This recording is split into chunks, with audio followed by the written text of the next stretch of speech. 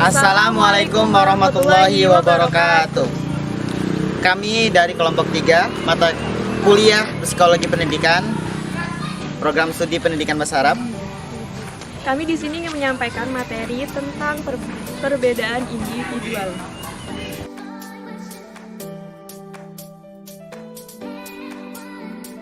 Di sini saya ingin menyampaikan materi tentang pengertian individu. Manusia adalah makhluk yang dapat dipandang dari berbagai sudut pandang. Setiap manusia memiliki ciri atau karakter yang berbeda-beda. Terdapat banyak faktor yang mempengaruhi munculnya perbedaan pada setiap individu. Dalam Kamus Ekos dan Sadli pada tahun 1975, individu adalah kata benda dari individual yang berarti orang, perseorangan, dan oknum. Sedangkan menurut Kamus Besar Bahasa Indonesia atau KBBI Online, individu berarti orang seorang, pribadi orang, atau terpisah dari yang lain. Bisa juga disebut individual yang berarti mengenai atau berhubungan dengan manusia secara pribadi, bersifat perseorangan. Berdasarkan beberapa pengertian tersebut, individu yang berbeda membutuhkan tempat yang tepat untuk mengembangkan setiap potensi yang berbeda pada dirinya untuk berkembang menjadi lebih baik. Pembelajaran yang tepat akan sangat dibutuhkan, sehingga pendidik harus memahami setiap potensi dan kebutuhan potensi para anak didiknya. B. Bagian pengertian perbedaan individu. Perbedaan individu berkaitan dengan psikologi pribadi yang menjelaskan perbedaan psikologis antara orang-orang serta bagaimana berbagai persamaannya. Psikologi perbedaan individu menguji dan menjelaskan bagaimana setiap orang berbeda dalam berpikir, berperasaan, dan bertindak. Setelah itu menurut Lindgren pada tahun 1980, makna perbedaan dan perbedaan individual menyangkut tentang variasi yang terjadi, baik variasi dari segi fisik dan psikologis. Perbedaan individu menurut Chaplin 1995 dalam bukunya halaman 244 adalah sebarang sifat atau perbedaan kuantitatif dalam suatu sifat yang bisa membedakan satu individu dengan individu lainnya. Sedangkan menurut Gary pada tahun 1963 dalam buku Perkembangan Peserta Didik karya Sunanto dan B. Agung Hartono mengkategorikan perbedaan individual seperti berikut. Pertama, perbedaan fisik, tingkat dan berat badan, jenis kelamin, pendengaran, penglihatan, dan kemampuan bertindak. Setelah itu yang kedua, perbedaan sosial termasuk status ekonomi, agama, hubungan, keluarga, dan suku. Perbedaan kepribadian termasuk watak, motif, minat, dan sikap. Terus yang terakhir, perbedaan kecakapan atau kepandaian di sekolah dalam mencapai pengetahuan baru.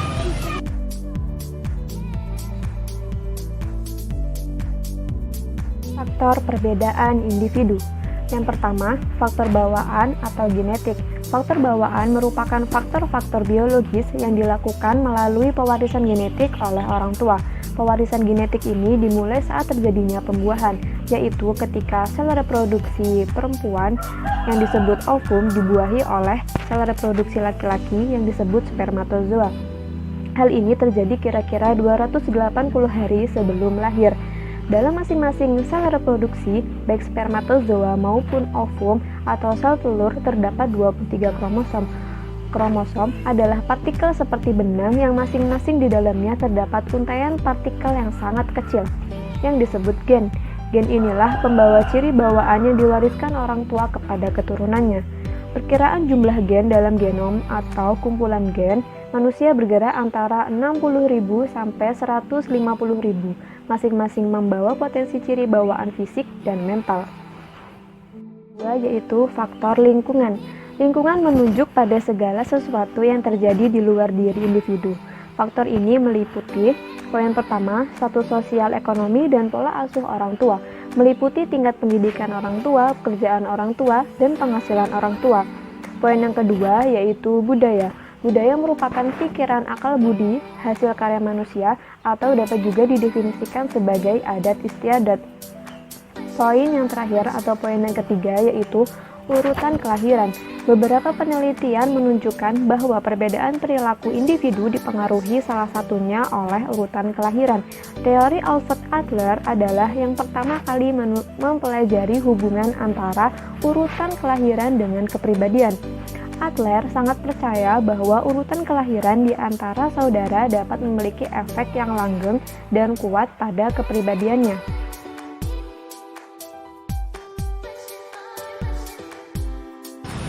Baik, kita sekarang masuk ke bagian D, macam-macam perbedaan individu.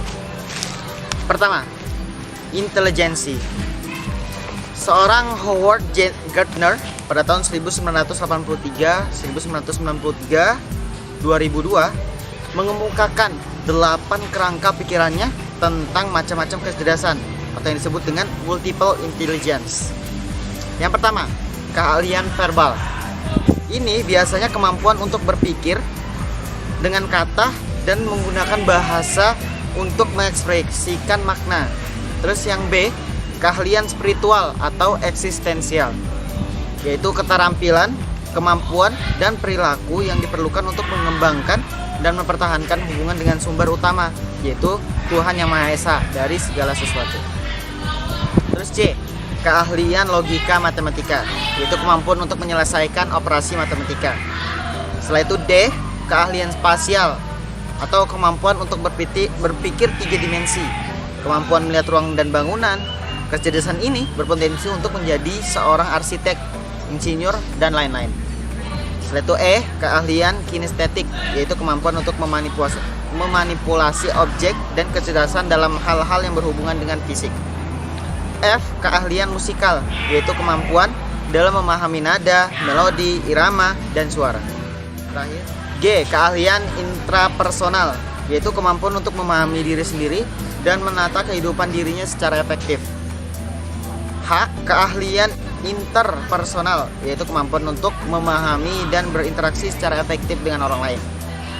Setelah itu keahlian naturalis, yaitu kemampuan untuk mengamati pola-pola di alam dan memahami sistem alam dan sistem buatan manusia. Setelah itu yang kedua, yaitu melalui gaya belajar dan gaya berpikir. Menurut Drysdale atau Ross dan Schultz pada tahun 2001, setelah itu Sternberg pada tahun 1997, dua dikotomi gaya belajar dan berpikir yang paling banyak didiskusikan adalah pertama, gaya impulsif atau reflektif, yaitu sebagai tempo konseptual.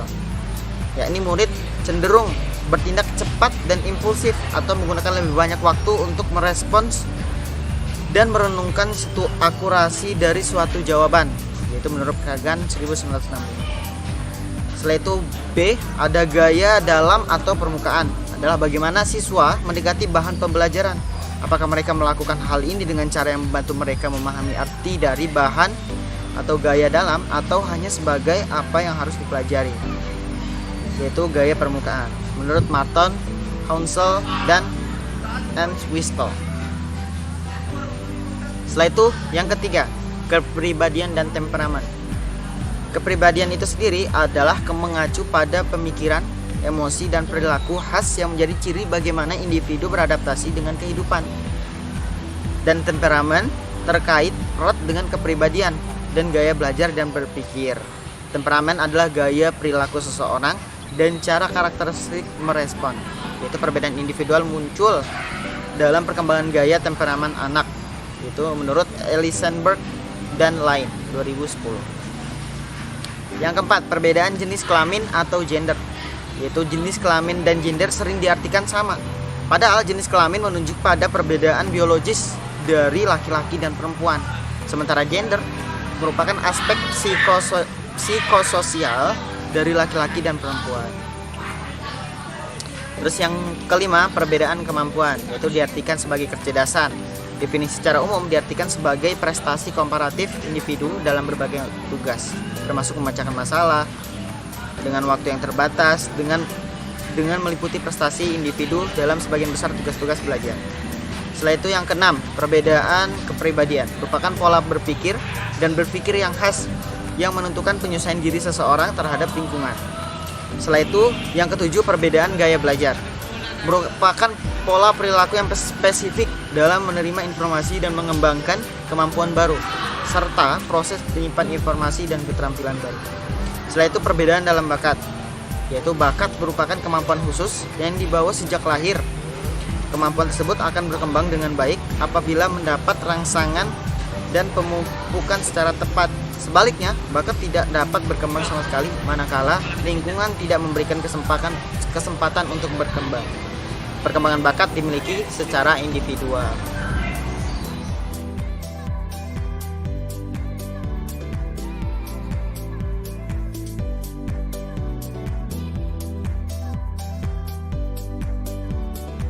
Yang terakhir yaitu materi tentang implikasi perbedaan individual dalam proses pembelajaran. Yang pertama, program percepatan, yaitu pemberian pelayanan pendidikan sesuai dengan potensi kecerdasan dan bakat istimewa yang dimiliki oleh siswa, dengan memberikan kesempatan kepada mereka untuk dapat menyelesaikan program reguler dalam angka waktu yang lebih singkat dibandingkan teman-temannya. Yang kedua, remedial. Pemberian layanan pendidikan kepada siswa yang mengalami kesulitan atau hambatan dengan memberikan pelajaran dan atau tugas tambahan sehingga mereka dapat menyelesaikan program sesuai dengan waktu yang ditentukan. Yang ketiga, program pengayaan, yaitu pemberian layanan pendidikan sesuai dengan potensi kecerdasan yang dimiliki siswa dengan penyediaan kesempatan dan fasilitas belajar tambahan yang bersifat perluasan atau pendalaman setelah yang bersangkutan menyelesaikan tugas-tugas yang diprogramkan untuk siswa lainnya. Selain dari 3 program tersebut, implikasi pembelajaran dari perbedaan individual setiap siswa dapat dilakukan evaluasi sebagai berikut. Poin pertama, menggunakan pendekatan pembelajaran elektif dan fleksibel disertai penggunaan multimedia dan multimetode. Poin kedua, memahami pilihan gaya belajar siswa kemudian menyediakan lingkungan belajar yang mendukung gaya belajar mereka. Poin ketiga, memberikan pengalaman-pengalaman belajar yang menggabungkan pilihan cara belajar siswa menggunakan metode pengajar, insentif, alat dan situasi yang direncanakan sesuai dengan pilihan siswa. Poin yang keempat, gunakan kombinasi cooperative learning, pembelajaran individual, dan pembelajaran kelompok atau antara aktivitas-aktivitas belajar yang berpusat pada guru dengan pembelajaran yang berpusat pada siswa. Poin yang kelima, berikan waktu yang cukup untuk memproses dan memahami informasi. Poin yang terakhir, gunakan alat-alat multisensori untuk memproses, mempraktekkan, dan memperoleh informasi.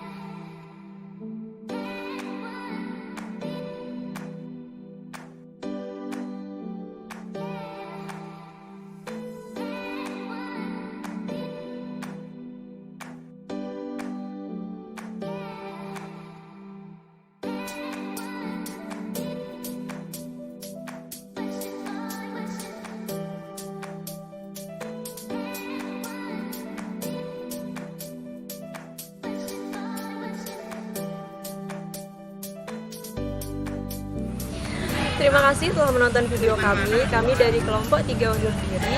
Jika ada salah perkataan atau perbuatan, mohon dimaafkan. Jangan lupa like, comment, and subscribe. Subrek. Assalamualaikum warahmatullahi wabarakatuh. Dadah. Dadah. Matiin.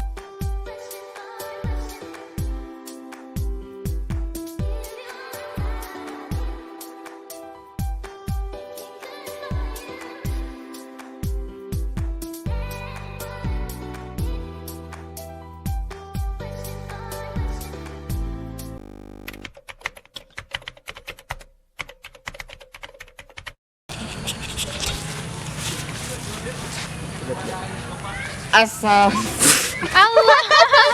Kan udah salah kan udah agak. Terima kasih telah menonton video kami. Terima kasih telah menonton video kami. Jika ada salah perkataan, perbuatan, mohon dimaafkan. Cibodoh.